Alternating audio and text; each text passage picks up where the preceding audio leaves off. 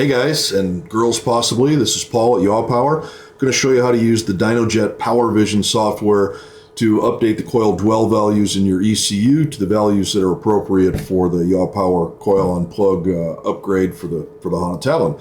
So there's three tables we have to change. The first one here is the dwell time, and you'll notice that it shows dwell versus RPM, and that the values are larger at low RPM. Now the reason for that is that the stock coils have very high resistive losses, and so there's a lot of heat generated in the drive circuit and potentially in the coils as well. And so these values have to be tapered off at high RPM to keep from having overheating failures either from the coils or the drive circuit in the ECU. Now the kit that we use uses a modern Bosch coil, doesn't have that problem. So if we look at the values we provide, it's 3.8 milliseconds across the RPM range. We don't have to taper it off at high RPM, which is one of the reasons that we're able to eliminate the high RPM misfires that you might see with a boosted engine or an engine running a high compression ratio or alternate fuels, that type of thing. The next table we have to change are the cranking values. Again, I'll go back to the stock values. And this is kind of funny. The values go all the way up to 14,000 RPM during cranking. I have no idea why they did that, but we're going to change that to the appropriate value across the range. If you've got a starter that spins the engine at 14,000 RPM, by the way, I'd like a video of that. Or even if you can spin your engine not during cranking to 14,000 RPM, we'd like a video of that as well. Okay, so the third table we have to change is the voltage multiplier. Going to the stock values, there's something here that I've never seen before in any ECU on the planet, and I'm talking about probably 100 different ECUs that we've looked at over time being in the business. The dwell value is the same regardless of voltage, and this, I don't know why, because it takes a greater dwell value at 10 volts than it does at let's say 12 volts, for instance.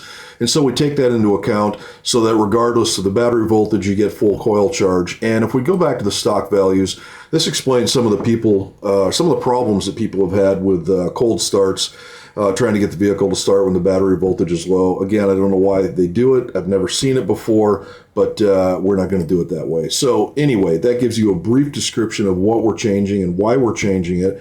Now, how do you change it? Well, you could enter all the values manually by hand. It's kind of a pain in the ass. So here's the simple way, thanks to the value files that the DynoJet has provided, or the ability to use value files. So you simply, let's go back to the stock ECU here, or the stock calibration.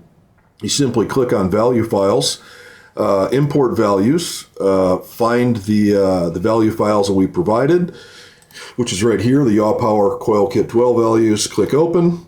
It's going to give you the option to put a check mark on each one of these that you want to import. Now, you want to import all of them. Don't get this wrong.